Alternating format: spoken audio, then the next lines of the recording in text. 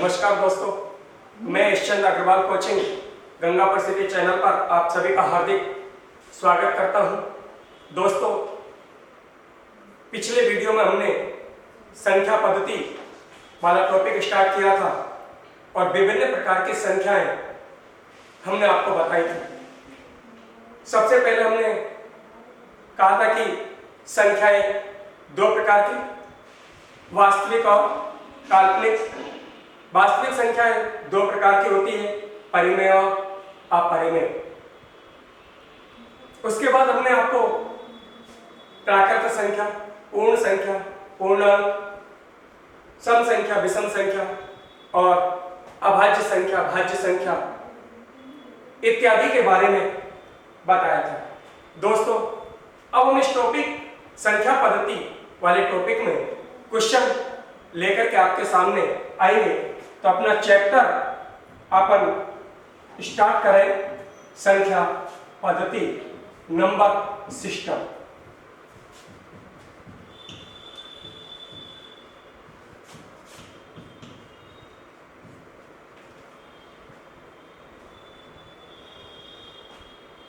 Question क्रमांक number 1 की बात करेंगे। क्वेश्चन आपकी स्क्रीन पर पहले क्वेश्चन की हम बात करेंगे। क्वेश्चन क्या कहता है जरा सुनिए। अच्छा, एक बात और कि क्वेश्चन आपको आपके डिस्क्रिप्शन बॉक्स में पीडीएफ फाइल के रूप में भी मिल जाएगा।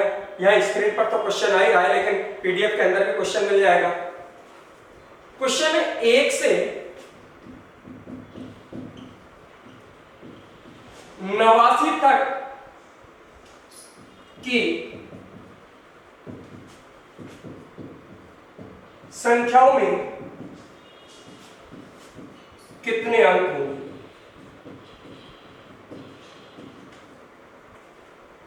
एक से 89 तक की संख्याओं में कितने अंक होंगे, अंकों की संख्या पूछना चाहता है। दोस्तों, पिछले वीडियो में मैंने थोड़ा सा आपको बताया था, आज पुनः इस बात को बता दूं कि सबसे पहले हम 1 से 9 तक जब गिनेंगे तो ये कुल 9 संख्याएं हुई और ये 9 संख्याएं अर्थात 9 नंबर हुए और ये 9 नंबर पूरे के पूरे एक एक अंकों के हैं, तो 9 अंक तो ये हो गए। उसके बाद 10 से 89 तक, 10 से 89 तक ये टोटल 80 संख्या हुई। ये 80 संख्या 2-2 अंकों की है, तो 80 दूनी 160 अंक ये हुए। ऐसे करके टोटल 160 और 9 169 डिजिट, 169 अंक हुए।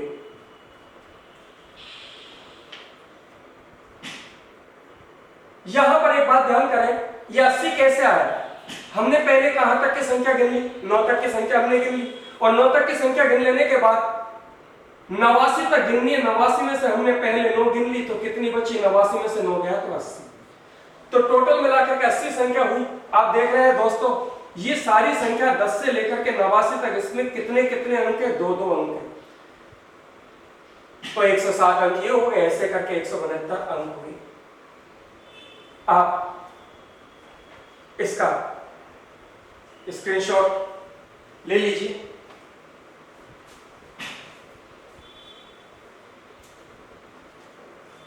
आइए क्वेश्चन क्रमांक नंबर 2 की ओर चले, दूसरे क्वेश्चन की ओर चले।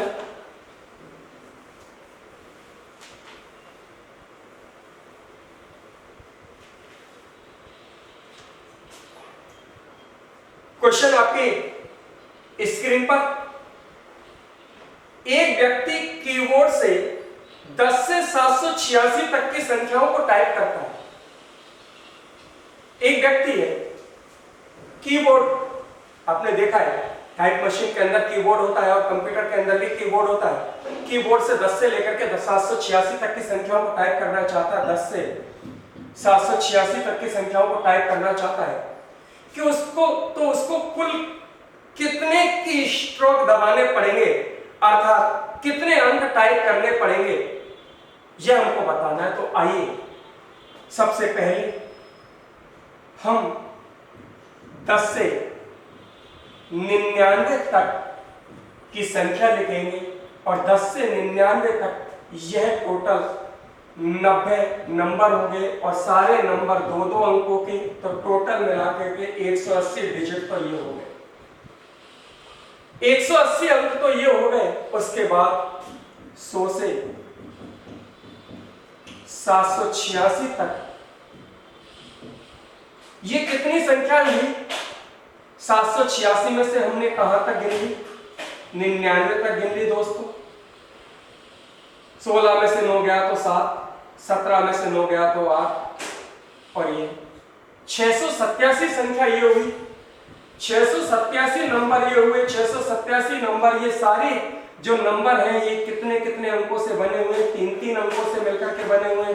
इनमें 3-3 अंक है तो 3-3 अंकों के हिसाब से 3 सत्ते 21 की 1 हासिल की 2, 8 के 24 और 2 26 की 6 हासिल की 2, 6 की 18 2 20। 2061 डिजिट ये हो गए। तो टोटल डिजिट हो गए 1, 8 और 6 14 की 4 हासिल की 1 2 और 2। टोटल 2241 डिजिट हो गए। दोस्तों समझने में आया होगा।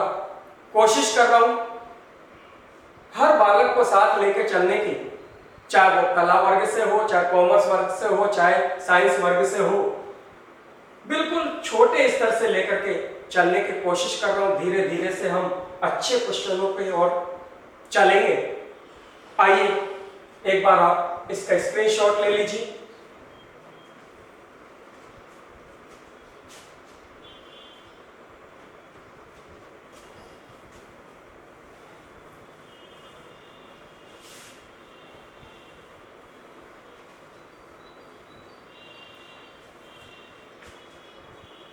तो चलिए दोस्तों क्वेश्चन क्रमांक नंबर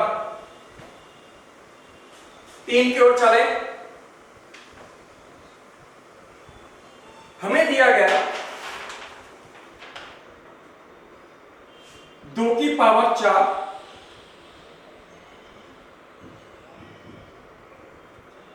3 की पावर 3 और 5 की पावर 5 के सभी गुणनखंडों की संख्या।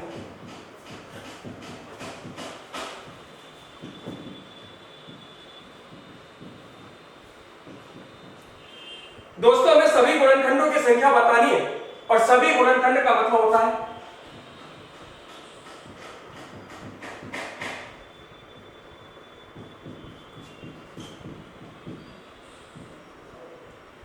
सर्वसंभव गुणनखंड। सभी गुणनखंड का अर्थ होता है सर्वसंभव गुणनखंड, यानी जो जो संभव है।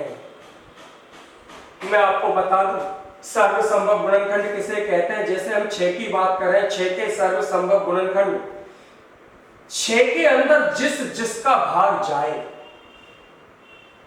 6 के अंदर जिस जिसका भाग जाए वह कहलाएंगे क्या? सर्वसंभव गुणनखंड, या यूं कह दें कि सभी गुणनखंड। सोचिए 6 के अंदर काय काय का भाग जाएगा? 1 का जाएगा, 2 का जाएगा, 3 का जाएगा, 6 का जाएगा। तो ये सारे 6 के सर्वसंभव गुणनखंड कहलाएंगे। और हमें यहां पर इनके सभी संभव गुणनखंड बताने, सर्वसंभव गुणनखंड बताने। तो दोस्तों क्या करना, सुनिए क्या करना पड़ेगा, सुनिएगा। कुछ नहीं करना, केवल मुझे बताइए पावर कितनी है, डिग्री कितनी है? इसकी डिग्री 4। जितनी डिग्री है उसमें 1 जोड़ना है। डिग्री कितनी है? 3, 3 में 1 जोड़ा। कितनी डिग्री है? 5, 5 में 1 जोड़ा। डिग्री पावर घात 4 है, 4 में 1 जोड़ दिया। 3 की पावर 3 है तो 3 में 1 जोड़ दिया और 5 में 1 जोड़ दिया। दोस्तों 4 और 1 5, 3 और 1 4, 5 और 1 6। दोस्तों 5 का 20 और 20 छिकी 120, तो 2 की पावर 4 गुणा 3 की पावर 3 गुणा 5 की पावर 5 के अंदर सभी गुणनखंडों की संख्या अर्थात सर्वसंभव गुणनखंडों की संख्या 120 हो। दोस्तों एक बात पर ध्यान करें, एक शब्द और होता है अभाज्य गुणनखंड, एक शब्द होता है अभाज्य गुणनखंड।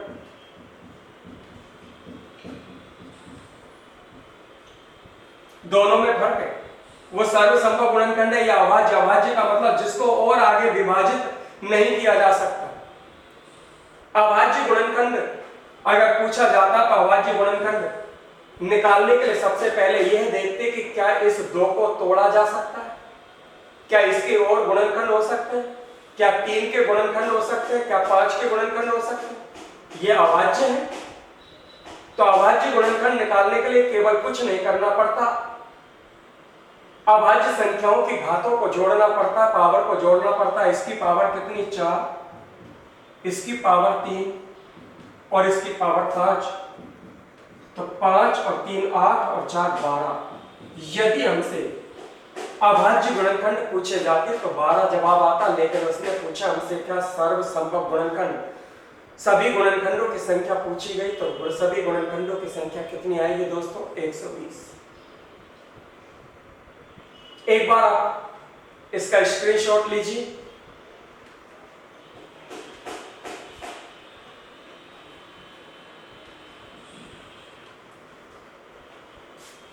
दोस्तों कोई क्वेश्चन अगर समझने में नहीं आता तो एक बार वीडियो को पॉज करके रोक करके और आप उसको बार बार देखने की कोशिश करें। हम बहुत सारे क्वेश्चन लेकर के आएंगे संख्या पद्धति वाले टॉपिक में, चाहे वो क्वेश्चन एक वीडियो में हो, चाहे 2 वीडियो, चाहे 3 वीडियो, कितने भी वीडियो बनानी पड़े, लेकिन हम इस टॉपिक को कंप्लीट करेंगे। तो आइए नेक्स्ट क्वेश्चन की ओर चलें।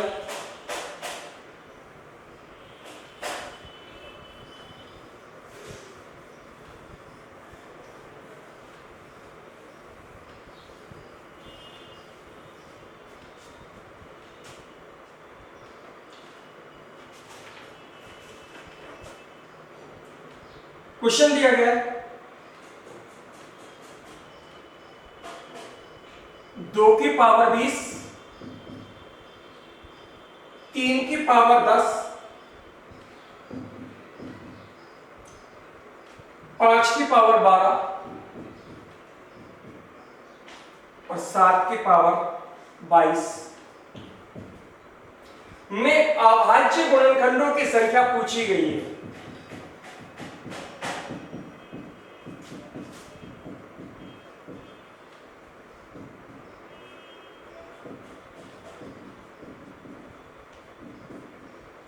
दोस्तों हमें अभाज्य गुणनखंडों की संख्या निकालनी, और अभाज्य गुणनखंड की संख्या निकालने के लिए मैंने कहा था सबसे पहले तो अभाज्य गुणनखंड करने पड़ेंगे।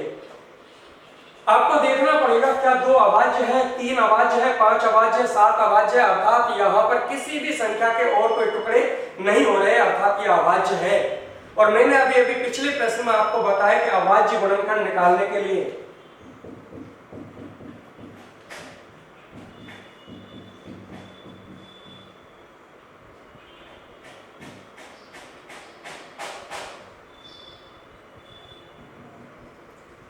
अभाज्य गुणनखंड निकालने के लिए समस्त अभाज्य संख्याओं की घातों को जोड़ना पड़ेगा।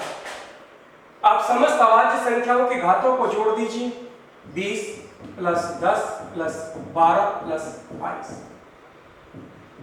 दोस्तों स्पीड अपने आप बन जाएगी, लेकिन सबसे पहली बात होती है उसका हम पे तरीका आए, बेस हमारा क्लियर हो। और मेरा मूल उद्देश्य आपका बेस क्लियर करना है। उन ग्रामीण तबके के लोगों को साथ लेकर के चलना है जो जयपुर और दिल्ली जैसे शहरों का खर्चा नहीं उठा सकते। मैंने एक छोटे से रूप में इस प्रश्न का जवाब दिया। आइए जोड़ो, 2 और 2 4, 2 और 1 3 और 1 4 और 2 6। तो अभाज्य गुणनखंडों की संख्या कितनी आई 64। लेकिन अगर इसी प्रश्न के अंदर हमसे सर्वसंभव गुणनखंड पूछे जाते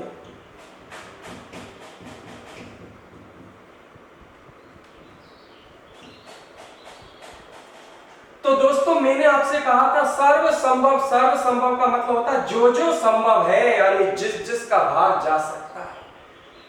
तो सर्व संभव गुणनखंड निकालने के लिए क्या करना पड़ेगा दोस्तों, जो जो पावर है उसमें एक जोड़ना पड़ेगा। मैंने पहले बताया पावर 20 तो एक जोड़ना पड़ेगा 20,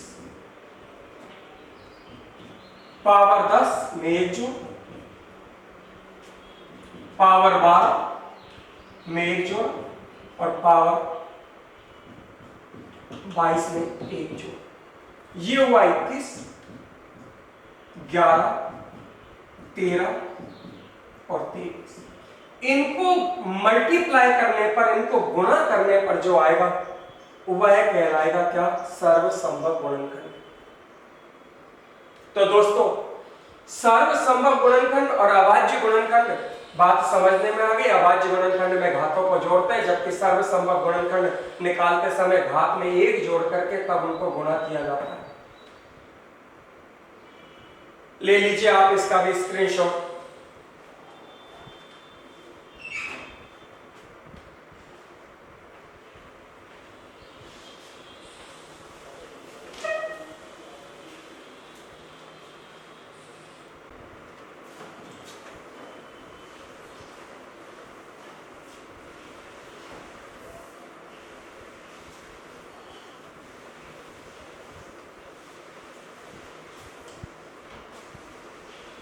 नेक्स्ट क्वेश्चन की ओर अपन चले। क्वेश्चन आपके स्क्रीन पर और डिस्क्रिप्शन बॉक्स पर दोनों जगह मौजूद है। भाग के एक प्रश्न में भाजक भागफल का 10 गुना है। आप जानते हैं कि जिस संख्या में भाग दिया जाता है भाज्य जितनी बार जाता है भागफल, जिसका भाग दिया जाता है भाजक, और नीचे बचने वाली चीज शेषफल कहलाती है। ऐसा आप लोग जानते हैं। जिस संख्या में भाग दिया जाता है वह भाज्य कहलाता है, जिसका दिया जाता भाजक और जितनी बार जाता भागफल और नीचे बचने वाली चीज क्या कहलाती है दोस्तों, शेषफल कहलाती है। तो प्रश्न क्या कहता है, भाग के एक प्रश्न में भाजक भागफल का 10 गुना है। ये जो भाजक है यह भागफल का 10 गुना है, अर्थात भागफल जितना भी है उसका 10 गुना। कौन है, भाजक। आगे पढ़िए। तथा शेषफल का 5 गुना है। कौन, ये भाजक। शेषफल का कितना गुना है दोस्तों, 5 गुना। शेषफल जितना भी है उसका 5 गुना। भाजक भागफल का 10 गुना और शेषफल का 5 गुना। आगे पढ़िए। यदि शेषफल 46 हो दोस्तों, काय की वैल्यू दे दी, शेषफल की वैल्यू दे दी दोस्तों 46, तो हमसे प्रश्न वाला कहना चाहता है कि भाज्य का मान निकालो। और दोस्तों आप जानते हो कि सूत्र होता है कि आपने खूब पढ़ा बचपन में कि भाज्य बराबर भाजक गुणा भागफल प्लस शेषफल। भाज्य बराबर भाजक गुणा भागफल प्लस शेषफल। दोस्तों ये कितनी चीजें, 4 चीजें, 1 2 3 4। कोई सी भी 3 चीज आपको दे देगा और एक चीज हमको निकालनी पड़ेगी। आपसे जिसका भी मान निकालना हो उसको क्या मान लीजिए, x। प्रश्न वाले ने कहा भाजक का मान भागफल से 10 गुना है किंतु शेषफल से 5 गुना है। शेषफल का मान दे दिया 46 और 46 का 5 गुना, 46 पंजे 230। तो भाजक का मान हो गया दोस्तों कितना, 230। शेषफल की वैल्यू दे दी आपको 46 और प्रश्न वाले ने कहा जो भाजक है वह शेषफल से कितना गुना है, 5 गुना। तो 46 पंजों कितना होता है, 230। और प्रश्न वाले ने यह भी कहा कि ये जो भाजक है यह भागफल का 10 गुना है। अर्थात सोचिए कि 230 किसका 10 गुना होता है, या यूं कह दें कि 230 में 10 का डिवाइड कर दिया जाए तो 23। तो भागफल की वैल्यू का पता लग गया 23। भागफल का मान कितना होगा दोस्तों, 23। दोस्तों एक बात का ध्यान करें कि गुणा का उल्टा भाग होता है, भाग का उल्टा गुणा होता है। ध्यान करें, जब भागफल का 10 गुना भाजक है तो भाजक में 10 का भाग दे तो भागफल आ जाएगा कि नहीं आ जाएगा। तो वही चीज कि जब भाजक 230 है तो हमने उसमें 10 का भाग लगाया, कितना है 23। शेषफल का आपको पता है, भाजक का पता लग गया, भागफल का पता लग गया, हमें काय का मान निकालना, भाज्य का मान निकालना है। तो चलिए भाज्य बराबर भाजक 230 गुणा भागफल 23 प्लस शेषफल 46। दोस्तों गुणा कीजिए, 23 23 529 प्लस 46 जोड़ी 6 9 और 4 13 3। तो भाज्य की वैल्यू निकल के सामने आ गई दोस्तों 5336। क्या आपके भाज्य का मान निकल के सामने आ गया। दोस्तों कैलकुलेशन को देखते रहना, क्योंकि वीडियो बनाने वाला भी मैं ही हूं, लिखने वाला भी मैं ही हूं और समझने वाला भी मैं ही हूं। यहाँ मेरे सामने कोई स्टूडेंट तो बैठे हुए नहीं है कि मुझे गलती का पता लग जाए। हो सकता है मुझसे कोई कैलकुलेशन में मिस्टेक हो जाए तो निश्चित रूप से कमेंट करके और बताने का कष्ट करें।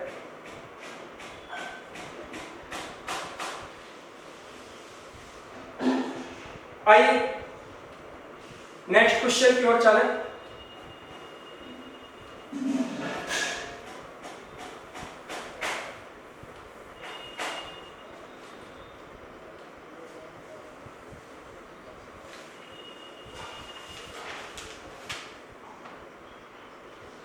फिर दोबारा एक बार एक क्वेश्चन रिपीट कर देता हूं वापस से।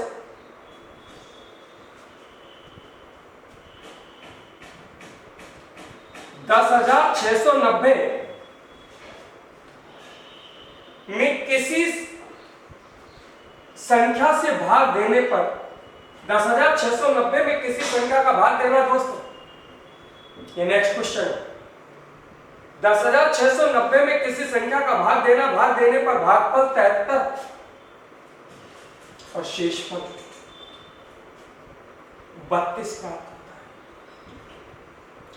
10,690 में किसी संख्या का भाग देने पर भागफल 73, शेषफल 32 प्राप्त होता है। तो प्रश्न वाला कहना चाहता है भाजक का मान ज्ञात करो, भाजक की वैल्यू निकाल के देनी।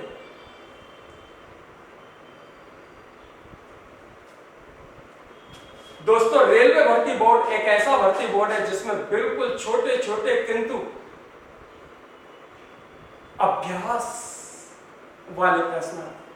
आप अभ्यास करते रहिए लगातार। भाजक का मान पूछना चाहता है, हम जानते हैं, मैंने आपको सूत्र बताया पिछले क्वेश्चन में, भाज्य बराबर भाजक गुणा भागफल प्लस शेषफल।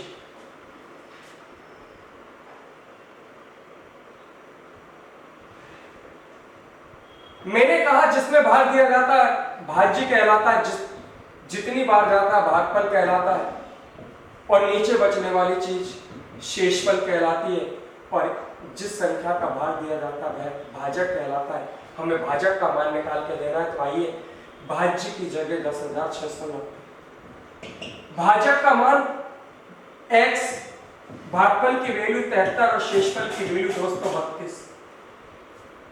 हमें x की वैल्यू निकालनी है, x की वैल्यू निकालनी है तो उनको हटाना पड़ेगा,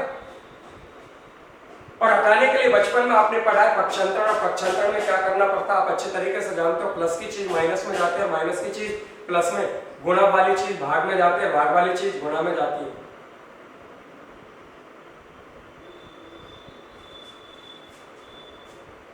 सबसे पहले 32 को इधर लेकर के आएंगे तो 32 उधर प्लस के रूप में लिखा हुआ, इधर आकर के काय का हो जाएगा माइनस का। तो 10,690 में से 32 जाएगा 10,658।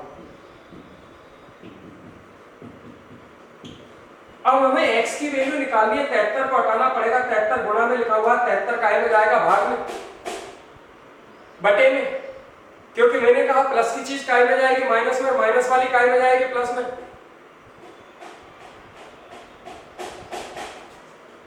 73 जाएगा बटे में, तो x बराबर 10,658 बटे में 73 का डिवाइड करना पड़ेगा किसके अंदर, 10,658 के अंदर। 73 का डिवाइड कितनी बार जाएगा, 146 बार। तो आपका जवाब क्या आएगा दोस्तों, 146, 146। ध्यान करें दोस्तों, एक बार दोबारा कह दूं, 10,690 में किसी संख्या का भाग देने पर भागफल 73 शेषफल 32 प्राप्त होता है। तो हमसे प्रश्न वाला कहना चाहता भाजक का मान ज्ञात करो। सूत्र होता है कि भाज्य बराबर भाजक गुणा भागफल प्लस शेषफल। भाज्य की जगह 10,690, भाजक की जगह x और भागफल का मान 73, शेषफल की वैल्यू 32। 32 को इधर ले आए, पक्षांतरण करके माइनस के रूप में आ गया, 10,658 बच गया गुणा 73। 73 गया बटे में, भाग लगाना है, कितनी बार जाएगा, 146 बार। क्लियर दोस्तों? कोशिश कर रहा हूं धीरे धीरे से, आहिस्ता आहिस्ता से हम सारे क्वेश्चनों की ओर जाएंगे और एक वीडियो के अंदर तकरीबन कोशिश करेंगे मैक्सिमम क्वेश्चन पढ़ने के। बिल्कुल मेरा उद्देश्य बिल्कुल ग्रामीण तबके के लोगों को बिल्कुल साथ लेकर के चलना है, उनको बिल्कुल उंगली पकड़ पकड़ करके चलना सिखाना है। और जब चलना सीख जाएंगे तो दोस्तों दौड़ लगाना तो बहुत आसान काम, दौड़ तो लगाना सीख जाएंगे। आइए एक बार स्क्रीनशॉट आप लीजिए।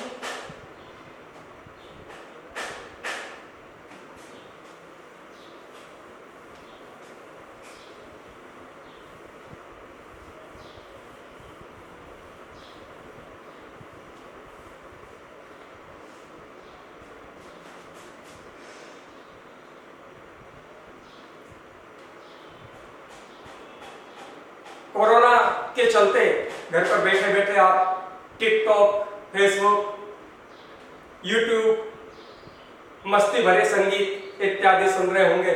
ऐसे में हम आपके सामने एक ऐसा सत्संग लेकर के सामने आ गए, एक ऐसा सत्संग लेकर के सामने आ गए जिसमें हर बालक को बहुत जोर आता है जुड़ने में। ये विद्या रूपी सत्संग। आइए इस वीडियो को आगे बढ़ाते हुए अगले क्वेश्चन की ओर अपन चले और बहुत ही शानदार क्वेश्चन आपकी स्क्रीन पर और पीडीएफ फाइल के अंदर 3100 में से कौन सी छोटी से छोटी संख्या घटाई जाए। 3100 में से कौन सी छोटी से छोटी संख्या घटाई जाए कि शेष बची हुई संख्या 17 से पूर्णतया विभाजित हो जाए। 3100 में से कौन सी छोटी से छोटी संख्या घटाई जाए कि शेष बची हुई संख्या 17 से पूर्णतया विभाजित हो जाए। दोस्तों अगर प्रश्न यह बन सकता है तो प्रश्न यह भी तो बन सकता है कि 3100 में कम से कम क्या जोड़ा जाए कि योगफल 17 से पूर्णतया विभाजित हो जाए। अगर प्रश्न यह बन सकता है 3100 में से क्या घटाया जाए कि 17 से पूर्णतया विभाजित हो जाए, तो मैं कह रहा हूं कि प्रश्न यह भी बन सकता है कि 3100 में क्या जोड़ा जाए कि 17 से पूर्णतया विभाजित हो जाए। अर्थात दो तरह के प्रश्न बनते हैं, क्या घटाया जाए और दूसरा बनता है क्या जोड़ा जाए।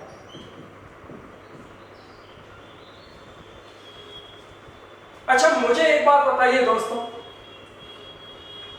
इस बात की पहचान क्या है कि किसी संख्या में भाजक का भाग पूरा पूरा गया या चला जाएगा? कैसे पहचानेंगे कि भाग पूरा पूरा गया? क्या पहचान होती है आखिरकार भाग पूरा पूरा जाने की? शाबाश, यदि शेषफल 0 बच जाए, शेषफल का मान 0 हो जाए तो हम कहते हैं कि इस फलानी संख्या में ढिकानी संख्या का भाग पूरा पूरा गया। यदि शेषफल की वैल्यू 0 आ जाए तो हम कहते हैं कि भैया संख्या में भाग पूरा पूरा गया। और बताइए दोस्तों दूसरी पहचान क्या है, कैसे पहचानेंगे और पूरा पूरा भाग जाने? बताइए, बोलो बोलो बोलो दोस्तों।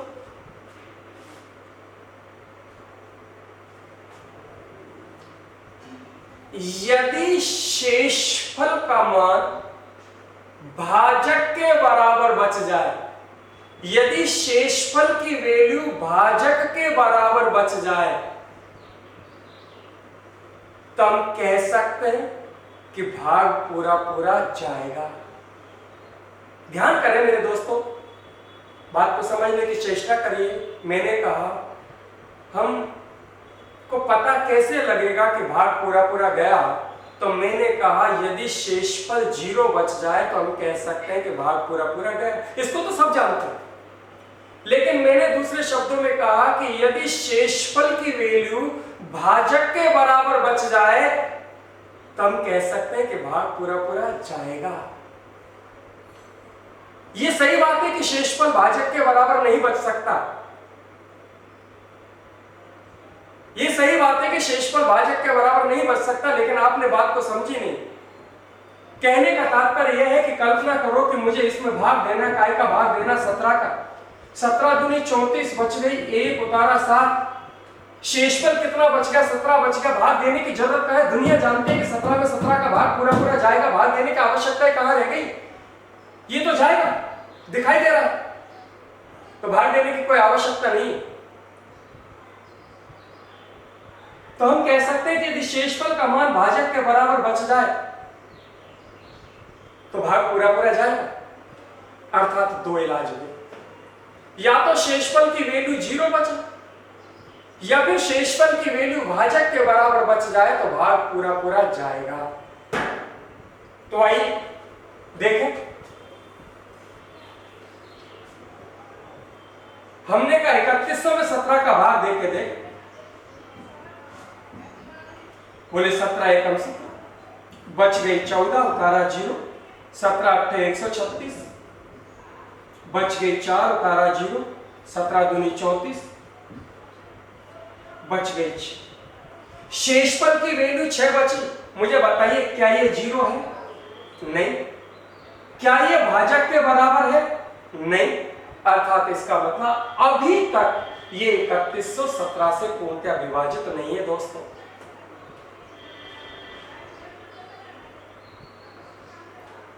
मेरे प्यारे बच्चों, मुझे बताओ,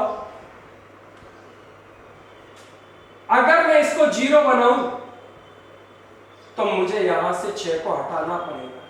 हटाना बोले तो घटाना पड़ेगा। अगर मैं इसको 0 बनाऊं तो मुझे यहां से 6 को हटाना पड़ेगा। हटाना बोले तो घटाना पड़ेगा। और यदि मैं इसको 17 बनाऊं तो मुझे इसमें कुछ जोड़ना पड़ेगा, अर्थात कुछ लगाना पड़ेगा।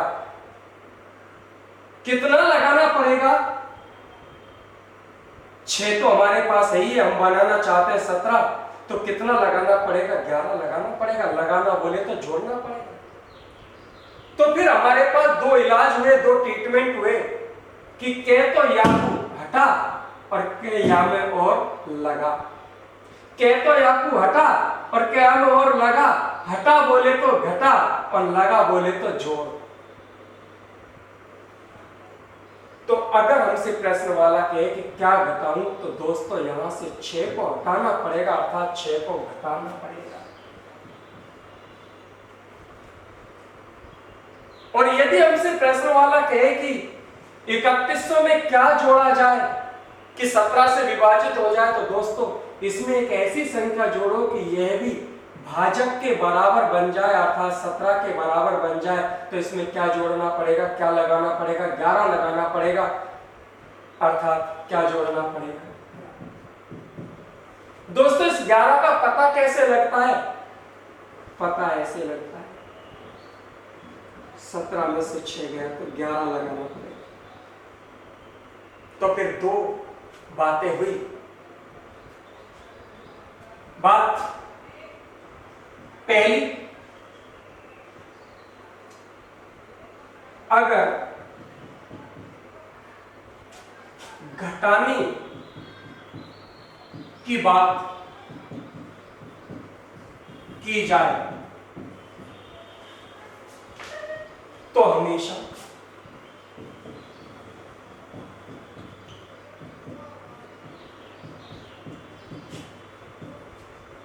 शेषफल को घटाना होगा। जब भी प्रश्न वाला घटाने की बात करेगा आपसे तो हमेशा शेषफल को घटाना। लेकिन दूसरी कंडीशन आती है कि यदि प्रश्न वाला आपसे जोड़ने की बात करे, अगर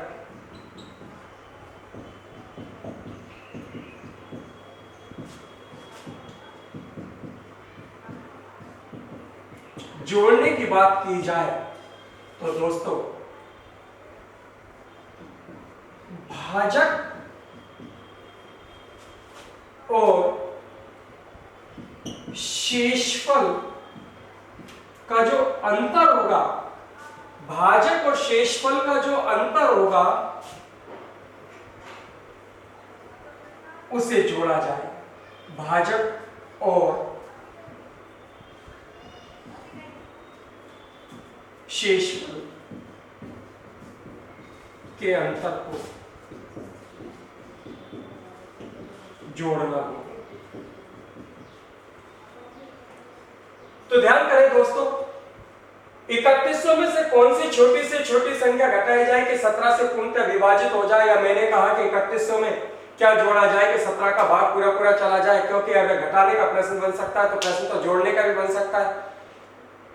तो हमने आपसे कहा कि इस बात की पहचान क्या है कि भाग पूरा पूरा गया, तो हमने आपसे पूछा, आपने कहा कि साहब शेषफल का मान 0 बच जाए तो हम कहते हैं कि भाग पूरा पूरा गया। लेकिन हमने साथ में ये भी कहा कि यदि शेषफल का मान भाजक के बराबर बच जाए, यदि भाजक के बराबर बच जाएगा, शेषफल का मान बचता नहीं है। लेकिन मैंने भी थोड़ी देर दे करके बताया था, थोड़ी देर पहले भाग मैंने कहा था अगर हम इसमें भाग दें, का 17 का 17 दूनी 34 बच गई, 1 बता 7, आगे भाग देने की आवश्यकता नहीं है, दुनिया जानती है 17 में 17 का भाग जाएगा। दिखाई दे रहा है कि 17 में 17 का भाग जाएगा, अब आगे देखने की जरूरत ही कहां रह गई है। तो शेषफल का मान यदि भाजक के बराबर बच जाए तो भी भाग पूरा पूरा जाएगा। तो यहां पर हमने भाग देकर के देखा दोस्तों, भाग देकर के देखा 3100 में 17 का भाग, शेषफल बच गया कितना, 6। अब दो इलाज, कहते हैं इसको 0 बनाओ या फिर इसको भाजक के बराबर बनाओ, दोनों में से कोई एक काम करना पड़ेगा। इसको 0 बनाने के लिए 6 को हटाना बोले तो घटाना पड़ेगा, और इसको भाजक के बराबर अर्थात 17 बनाने के लिए इसमें कुछ लगाना पड़ेगा, लगाना बोले तो जोड़ना पड़ेगा। कितना जोड़ना पड़ेगा कि भाजक और शेषफल का जो अंतर आएगा, भाजक और शेषफल में कितने का अंतर है दोस्तों, 11, तो 11 जोड़ना पड़ेगा। तो ध्यान करें, 2 प्रश्न पूछे जा सकते हैं, क्या घटाया जाए क्या जोड़ा जाए। अगर प्रश्न वाला घटाने की बात करे तो हमेशा शेषफल को घटाना पड़ेगा, और अगर प्रश्न वाला जोड़ने की बात कर रहे तो हमेशा हमेशा भाजक और शेषफल का जो भी अंतर आएगा उसको जोड़ना पड़ेगा। लीजिए दोस्तों, एक बार स्क्रीनशॉट आप ले लीजिए इसका भी।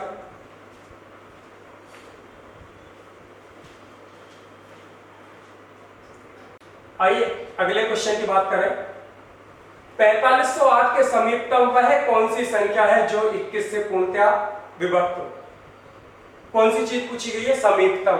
ना तो घटाने की बात पूछी है, ना जोड़ने की बात पूछी है, केवल और केवल काय की बात पूछी है दोस्तों, समीपतम की बात पूछी है।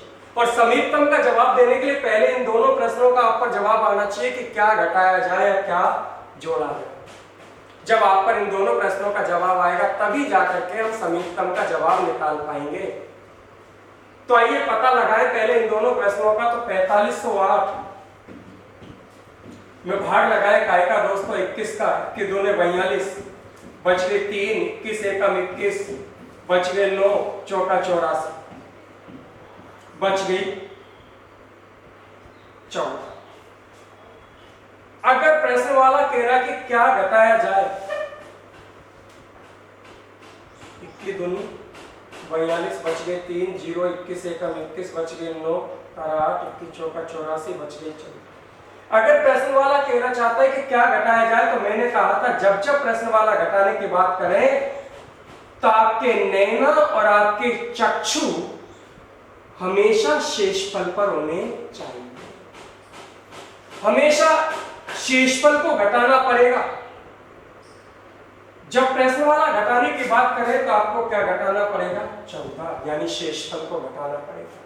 लेकिन प्रश्न वाला कह देता 4508 में क्या जोड़ा जाए, तो फिर इसमें इतना जोड़िए कि ये है भाजक के बराबर बन जाए, और भाजक के बराबर बनाने के लिए दोस्तों इसमें क्या जोड़ना पड़ेगा, 7 जोड़ना पड़ेगा। अर्थात 7 का पता कैसे लगा, पता ऐसे लगता है। तो 7 जोड़ना पड़ेगा, लेकिन प्रश्न वाला ना तो घटाने की बात करना चाहता और ना प्रश्न वाला आपसे जोड़ने की बात करना चाहता, दोनों ही बात नहीं करना चाहता। लेकिन समीपतम का मतलब क्या होता है, नजदीक से नजदीक पड़ोसी, अर्थात जिसमें कम से कम दूरी तय करनी पड़े, कम से कम चलना पड़े, वह कहलाता है क्या, समीपतम। आप गिनती बोलिए, गिनती बोलते समय पहले कौन आएगा, 14 आएगा या 7 आएगा, बताइए। 7 आएगा तो 7 का क्या करना पड़ेगा, जोड़ना पड़ेगा। तो फिर बात करें अविष्ट संख्या। अविष्ट संख्या कौन सी होगी दोस्तों, 45वां और plus 7 is equal to 4500।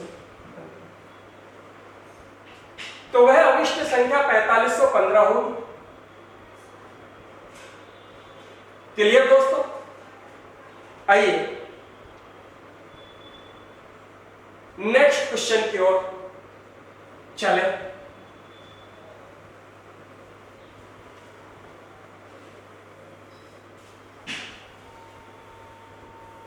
Question की पीडीएफ आपको डिस्क्रिप्शन बॉक्स में भी दी जाएगी, और वैसे तो क्वेश्चन को मैंने स्क्रीन पर पूरा लिख भी दिया और स्क्रीन पर आपके सामने है भी।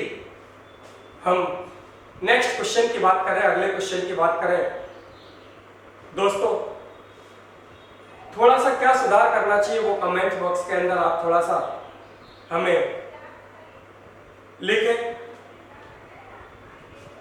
कि प्रश्न कह रहा है कि किसी संख्या को 240 से भाग देने पर, दोस्तों क्या कह रहा है क्वेश्चन, किसी संख्या में 240 से भाग देने पर शेषफल 37 प्राप्त होता है।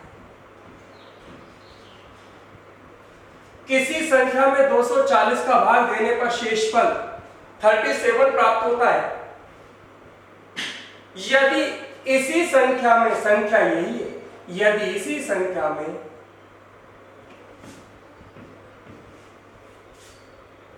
16 का भाग दिया जाए तो शेषफल क्या बचेगा, आपका प्रश्न यह है दोस्तों। किसी संख्या में 240 का भाग देने पर 37 बचता है, उसी संख्या में यदि 16 का भाग दिया जाए तो शेषफल क्या बचेगा। दोस्तों सबसे पहले तो मैं प्रश्न को बिल्कुल विस्तार से आपको बता दूं, फिर उसके बाद उस सवाल की ट्रिक बताता हूं। झटके से उत्तर आ जाएगा, वो कोई उत्तर वाली कोई बात नहीं है, लेकिन पहले बेसिक हम बात करें। उत्तर तो एक पल का काम है, उत्तर तो एक पल के अंदर आ जाएगा, पलक झपकने मात्र से उत्तर आ जाएगा, लेकिन पहले हम बेसिक कंसेप्ट इसका समझें थोड़ा सा।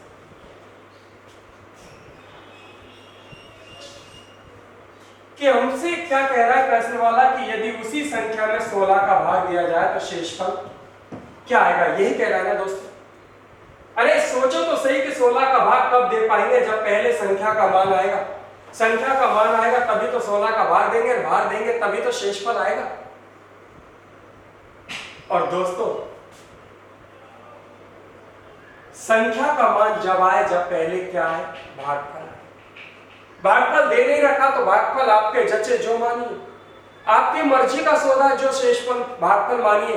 अब भागफल का मान मैं बताता हूं, 1 मान के देखिए। भागफल की वैल्यू 1 मानिए और x की यानी भाज्य की वैल्यू निकालिए। भाज्य की वैल्यू कैसे निकालते हैं कि भाजक गुणा भागफल प्लस शेषफल, भाजक गुणा भागफल प्लस शेषफल। तो आइए 240 एकम 240 और 37 कितना हो गया, 277। तो भाज्य का पता लग गया, भाज्य की वैल्यू कितनी है, 277, और 277 के अंदर भाग लगाइए काय का, 16 का। 16 एकम 16 बच गए 11, 11 7 16 सत्ते 112 बच गए 5। तो शेषफल कितना बचा दोस्तों, 5। अब कोई यूं कहे कि नहीं साहब मैं तो 1 नहीं मानूंगा, मार साहब मैं तो 2 मानूंगा, सर जी मैं तो 2 मानूंगा। तो आइए दोस्तों आप 2 मानिए। 240 दूनी 480, 480 और 37, 517। 517 में भाग लगाइए 16 का, 16 की 48, बच गए 3, 16 दूनी 32, बच गए 5। तो भी शेषफल कितना बचा? पहले भी 5 और अब भी 5। कोई यूं कहे कि नहीं साहब 3 मान के देखिए,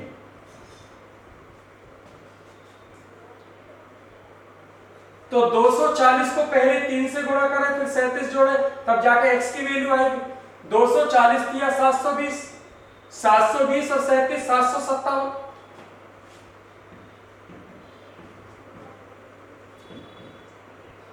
सोलह चौको 64, बच गए 11, 16 सत्ते 112, बच गए।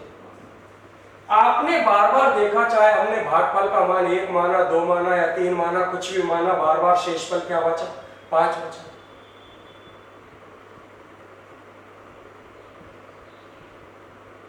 जब बार बार शेषफल की वैल्यू 5 बची 16 का भाग देने पर, तो अब इसकी ट्रिक दे, क्योंकि भागफल मानने से सेहत पे असर नहीं पड़ रहा, भागफल मानने से कोई प्रभाव नहीं पड़ रहा कि आंसर हमेशा वही आए। इसका कारण क्या है? इसकी वजह क्या है? इसकी वजह तो है दोस्तों, सुनिए।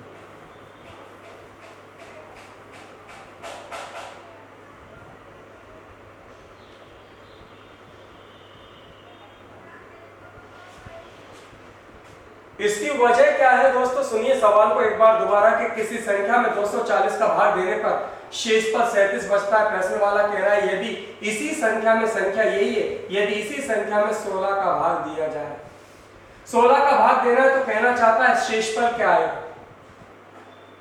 दोस्तों इसकी वजह है कि ये जो पहले वाला भाजक है, ये दूसरे वाले भाजक से पूर्णतः विभाजित है।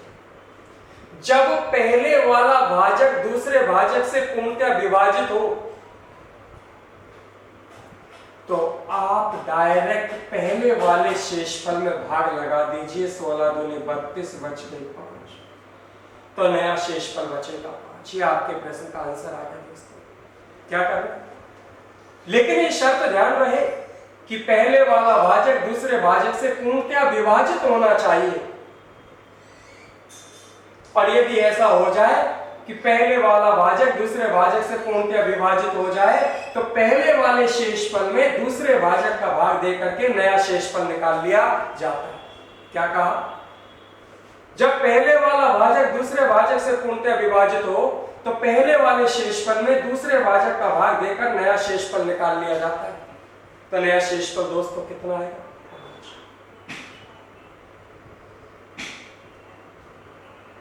क्लियर? ये इसकी ट्रिक है, समय लगने वाला नहीं।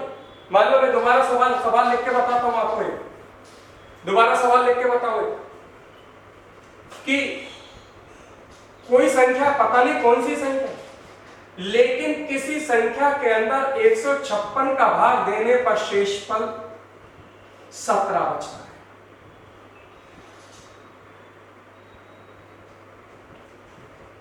किसी संख्या में 156 का भाग देने पर 17 बचता है। यदि उसी संख्या में, संख्या वही है, यदि उसी संख्या में 13 का भाग दिया जाए, दोस्तों उसी संख्या में हमें काय का भाग देना है? 13 का भाग देना है। तो दोस्तों शेषफल क्या बचेगा? हमसे प्रश्न वाला शेषफल पूछना चाहता है। तो दोस्तों कुछ नहीं करना, पहले आप ये चेक करिए क्या पहले वाला भाजक दूसरे भाजक से पूर्णतः विभाजित है क्या? तो पता लगा 156 13 से पूर्णतः विभाजित है, क्योंकि 13 एकम 13, बच गए 2, 26, 13 दूनी 26 पूर्णतः विभाजित है। तो ऐसे सवालों में पहले वाले शेषफल में दूसरे भाजक का भाग दे दीजिए। 13 एकम 13, बच गए 4, तो शेषफल, नया शेषफल क्या बचेगा? 4। अर्थात अगर हम उसी संख्या में 13 का भाग दें तो शेषफल क्या बचेगा? 4 बचेगा। दोस्तों ये मैंने संख्या पद्धति के कुछ सवाल आपको बताए। इसके बाद संख्या पद्धति में अगला क्वेश्चन अपन लेकर आ रहे हैं, इकाई का अंक निकालना यानी यूनिट डिजिट निकालना, जो कि अगले वीडियो के अंदर अपन लेकर के आएंगे। Bye bye.